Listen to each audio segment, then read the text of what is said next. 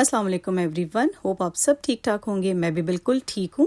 यहाँ आप लोग देख रहे हैं स्लैब पे बहुत सारी चीज़ें बिखरी हुई हैं, और ये क्यों बिखरी हुई हैं? क्योंकि यहाँ मैंने फटाफट केक बनाने की तैयारी शुरू करनी थी, और वो भी 3 मिल्क केक।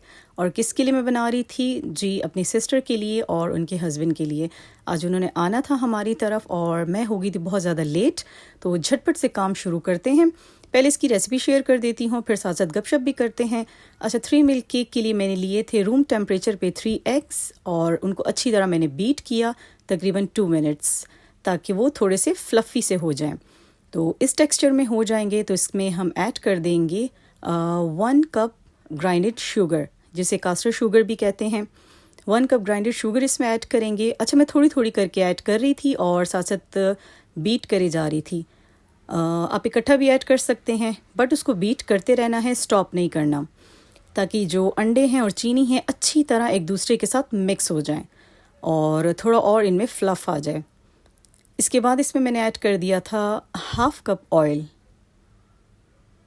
बहुत ही इजी, बहुत ही ज़बरदस्त रेसिपी है। जल्दी तो खैर नहीं बनती, बट बहुत ही मज़ेदार ये केक बनता है। यहाँ मैंने डाल दिया था 1/2 कप ऑयल, और उसको भी अच्छी तरह मैं बीट करती रही हूँ। तो ये तीनों चीज़ें जब अच्छी तरह यकजान हो गई तो इसमें फिर मैंने ऐड कर दिया था 1 टीस्पून वनीला एसेंस, और उसके साथ ही मैंने ऐड कर दिया था 1 कप मैदा, और 1 कप मैदा में डाला था मैंने 2 टीस्पून्स बेकिंग पाउडर, बट उनको अच्छी तरह मैंने छान लिया था। तो यहाँ इस टाइम पे आके हम डाल देंगे 1 टीस्पून वनीला एसेंस, और बस बीट करते जाना है, करते जाना है, करते जाना है। साथ साथ मेरा वनीला एसेंस दोबारा गिर चुका था। अच्छा, 1 कप मैंने मैदा लिया और उसमें 2 टीस्पून ऐड किया मैंने बेकिंग पाउडर। इनको अच्छी तरह छान लेंगे ताकि एयर पास हो जाए मैदे में से, और फिर बहुत अच्छा ये केक बनता है। और जितना अंदर ज़रा गंद होता है तो वो डिस्कार्ड कर देना है। थोड़ा थोड़ा करके मैं मैदा डाल रही थी, क्योंकि आटा जैसे ही आप डालें तो वो उड़ जाता है ना, और बीटर से एकदम से उड़ता है। तो थोड़ा थोड़ा करके मैं डाल रही थी और बीट हम करे जा रहे थे। उसके बाद मिल्क केक के लिए एक मोल्ड था मेरे पास, क्योंकि इन केक्स को बनाने के लिए ना ऐसा मोल्ड चाहिए होता है जो इसी में रहे, क्योंकि इसमें बहुत सारा मिल्क ऐड करना होता है, तो केक को बार बार मोल्ड में से चेंज करने से ख़राब भी हो जाता है। अच्छा, बटर पेपर अगर नहीं है तो बहुत अच्छा ऑप्शन आपको दूंगी कि बच्चों के जो स्टेशनरी के नॉर्मल पेपर्स होते हैं ना, इनके रजिस्टर के, कॉपी के, उसको लिया और अपने इस मोल्ड के बराबर उसको फोल्ड कर दिया या कटिंग कर दिया, और उसको अच्छी तरह ऑयल से हल्का हल्का डैप कर दिया, ताकि आपका बैटर उस पर चिपके भी ना और आराम से केक आपका निकल भी आए बर्तन में से। तो मैं तो अक्सर यही करती हूँ, क्योंकि बटर पेपर मुझे कतन याद नहीं रहता लेके आना, मेरा स्किप ही रहता है। ये बेकरी की सारी चीज़ें मैं कंप्लीट कर लूँगी, बटर पेपर मैं भूल जाती हूँ। तो मैं यही करती हूँ, नॉर्मल पेपर लेके उसको ऊपर नीचे से अच्छी तरह मैं ऑयलिंग कर देती हूँ, तो बहुत ही ज़बरदस्त ये ऑल्टरनेट बन जाता है बटर पेपर का। तो बस इस मोल्ड में हम डाल देंगे अपना ये बैटर केक का। अच्छा, मेरा इलेक्ट्रिक ओवन है, उसको प्री हीट करने की इतनी ज़्यादा ज़रूरत नहीं पड़ती।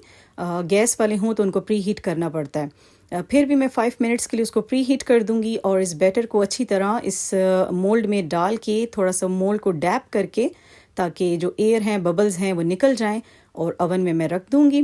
मैं वो शॉट ले ही नहीं पाई, बस इतनी जल्दी होती है ना, टाइम कम होता है और आपने सारे काम कंप्लीट करने होते हैं, तो अक्सर शॉट बीच में से मिस ही हो जाते हैं। तो यहाँ सारा मैंने बैटर डाल दिया था मोल्ड में, और इसको रख देंगे हम ओवन में फॉर जस्ट 20 मिनट्स। 20 मिनट्स में बहुत मज़ेदार हमारा केक रेडी हो जाएगा। तो यूँ हल्का हल्का मैं इसको डैप कर रही थी, ताकि तमाम बबल्स वगैरह एयर इसमें से निकल जाए और अच्छी तरह ये अपनी शेप ले ले। अच्छा, 2 मिल्क के पैकेट हमें चाहिए होंगे, क्रीम के पैकेट हमें चाहिए होंगे। और 20 मिनट्स में केक मेरा रेडी था। स्टिक से मैं चेक कर रही थी कि कहीं से इसमें कोई कच्चापन तो नहीं है, लेकिन अल्हम्दुलिल्लाह बिल्कुल फ़ाइन बना था। ये स्टिक पे कहीं भी नहीं लग रहा था, स्टिक नहीं हो रहा था। तो थोड़ी देर इसको ठंडा करने पे मैं इसको फॉक से अच्छी तरह होल्स कर लूँगी, सारे केक में होल्स कर लूँगी, और उसके बाद इसमें हम ऐड करेंगे मिल्क। अच्छा, ये मैंने लिया था 1.5 कप मिल्क, जो हमारा फ्रेश दूध होता है, और उसमें डालूंगी 1 क्रीम का फुल पैकेट और 1/4 कप चीनी। मैंने ग्रेन्यूल्स वाली ही डाल दी थी, इसको ग्राइंड मैंने नहीं किया था। आप चाहें तो इसको ग्राइंड भी कर सकते हैं, बट मैंने ग्राइंड नहीं किया था। मुझे लग रहा था कि ये ग्लास ठीक होगा, लेकिन जब क्रीम ऐड की तो ग्लास छोटा पड़ गया था। सो मुझे ये ग्लास चेंज करना पड़ा। बोल में ही मैंने दूध ऐड कर दिया था। और 1 कप मिल्क लें तो ज़्यादा बेहतर है, 1.5 की ज़रूरत नहीं पड़ेगी। मेरा ये बैटर बच भी गया था। तो ये था 1.5 कप मिल्क, और इसमें 1 पैकेट क्रीम था एंड 1/4 कप इसमें थी शुगर। इनको हैंड विस्कर से अच्छी तरह मैंने बीट कर लिया था ताकि क्रीम एंड दूध अच्छी तरह से मिक्स हो जाए। साथ साथ मैं तैयारी कर रही थी मोमोज़ बनाने की। उसके लिए सॉफ्ट सी मैं डो तैयार करूँगी और स्टीम मोमोज़ मैं बनाऊँगी। ये मोमोज़ मैं बनाऊँगी बीफ के कीमे के साथ, चिकन के कीमे के साथ नहीं, बीफ के कीमे के साथ ये मोमोज़ बनेंगे। अच्छा, मिल्क केक का जो लास्ट स्टेप है वो भी बहुत ज़्यादा इम्पॉर्टेंट है। कैरेमल की लेयर उस पर लगती है, और ये कैरेमल बनाना थोड़ा सा ट्रिकी भी है, क्योंकि जब मैंने फ़र्स्ट टाइम ट्राई किया था तो मेरी कैरेमल बहुत हार्ड हो गई थी और ऐसे लगता था जैसे कोई टॉफ़ी चिपक गई है केक के ऊपर, और इस टाइम बहुत परफेक्ट बनी थी। तो केक भी हमारा ठंडा हो गया था एंड ये बैटर तो था ही ठंडा। तो इस क्रीम एंड दूध के बैटर को मैं केक के ऊपर अच्छी तरह डाल दूंगी। सारा नहीं डालूंगी, थोड़ा सा मैं बचा भी लूँगी, क्योंकि मुझे बहुत ज़्यादा हैवी लग रहा था ये। तो जब हम सॉस पैन में या फ्राइंग पैन में चीनी डालते हैं तो पहले तो वो क्रिस्टल बन जाती है। तो यूँ ये क्रिस्टल बन जाएगी और आहिस्ता आहिस्ता फिर वो खुद ही मेल्ट होना शुरू हो जाती है। तो जब ये इस फॉर्म में आएगी तो हम इसमें क्रीम आहिस्ता आहिस्ता डालना शुरू करेंगे। अच्छा, आंच हमने बिल्कुल मीडियम रखनी है, आंच बिल्कुल भी तेज़ नहीं करनी, नहीं तो क्रीम एंड ये चीनी का बैटर सारा ख़राब हो जाएगा। अच्छा, दोबारा जब आप क्रीम डालेंगे ना, जैसे कि मेल्ट हो गई थी चीनी, तो चीनी अगेन एक टॉफ़ी की शक्ल में आ जाएगी। ये देखें, स्पैचुला के साथ सारी चिपक रही थी और ऐसे लग रहा था कि बस ये हार्ड हो गई है, अब ये डिज़ोल्व नहीं होगी, लेकिन ऐसा नहीं होता। आंच से हटा के आप आराम आराम से उसको मिक्स करते रहें तो इस फॉर्म में आ जाएगी। यहाँ पे मैंने थोड़ा सा इसमें अपना वही क्रीमी बैटर भी डाला था, थोड़ा सा इसको रनी बनाने के लिए, क्योंकि कुछ ज़्यादा कुक हो गई थी। तो ये थी जी हमारी केक की फ़ाइनल लुक। मिस्टेक ये हुई कि मैंने सारी ही क्रीम यूज़ कर ली, मुझे डेकोरेशन का बिल्कुल ख्याल नहीं रहा, क्योंकि टाइम कम था। शूट भी आपने ख़ुद करना है, आपने गेस्ट्स को भी अटेंड करना है, आपने सब कुछ ख़ुद बनाना है, तो बहुत सारी चीज़ें फिर मिक्सअप हो जाती हैं और बहुत कुछ शूट करना रह जाता है, बहुत सारी चीज़ें जहन से निकल जाती हैं। तो यहाँ हमारे गेस्ट आ गए थे,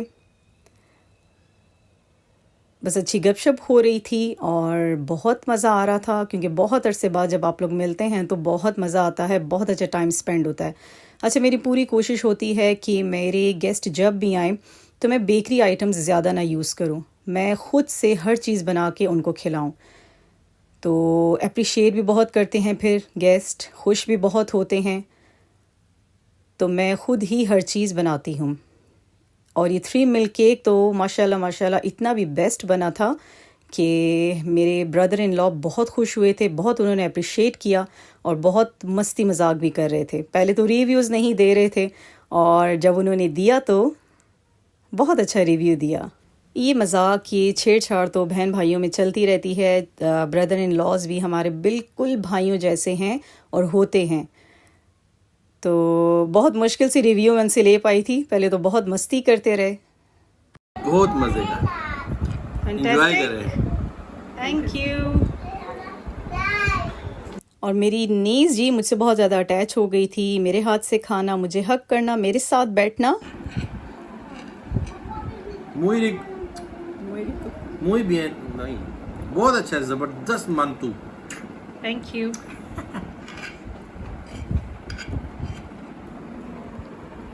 everything was good, thank you जी। बस ये छोटा सा गेट टुगेदर था हमारा, क्योंकि ब्रदर इन लॉ के पास भी बहुत शॉर्ट टाइम होता है, उन्हें यहाँ अपने फ्रेंड्स वगैरह को भी मिलना होता है, फिर मेरी सिस्टर को मार्केट्स भी जाना था, तो बहुत ही कम टाइम में मैं इतना कुछ अरेंज कर पाई थी। इंशाल्लाह नेक्स्ट टाइम आएंगे तो एक ग्रैंड दावत करेंगे, शेयर करूँ सबसे भी इंशाल्लाह। अब लेती हूँ इजाज़त, अल्लाह हाफिज़।